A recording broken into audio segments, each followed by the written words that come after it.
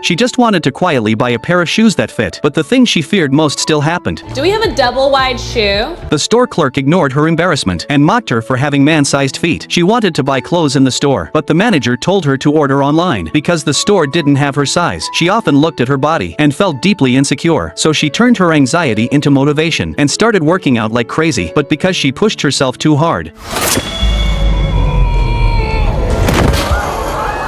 When Renee woke up in the locker room, she found herself completely transformed. Her arms were slim and smooth. Her thighs were toned and firm. She even had visible abs. She looked at herself in the mirror and was stunned. How did she suddenly become so beautiful? But she did not realize that only she could see the change. From that moment on, Renee's world was completely different. When she walked down the street, she greeted pretty girls with confidence. When construction workers whistled, she took it as a compliment. When a man opened the door, she thought it was a special gesture just for her. At the laundromat, a man behind her asked for her cue number. She confidently gave him her phone number instead, and even invited him out on a date. That night they went to a bar, and there happened to be a bikini contest. Before the man could react, Renee was already on stage. She did not try to copy anyone. She just danced with passion and confidence, turning the contest into her own show. Her energy lit up the entire crowd. Applause and cheers filled the room. The man watched her on stage and was completely moved by her. The next day, Renee went to the cosmetics company she had always dreamed of to apply for a front desk position. The interviewer politely said she was not a good fit, but she still spoke passionately about her love for fashion. This scene was just seen by the female CEO and decided to hire her. At work, Renee was like a ray of sunshine, always full of energy. When she served water, she thoughtfully added a straw so customers would not mess up their makeup. She also gave product suggestions for improving the company's products. From the perspective of ordinary girls, her sharp insight earned the boss's admiration. Soon after, she was invited to speak at a new product launch. If she succeeded, she would be promoted to product manager. Everything seemed to be going perfectly, but that was just the calm before the storm. That night, while Renee was preparing her speech in the hotel, an accident happened.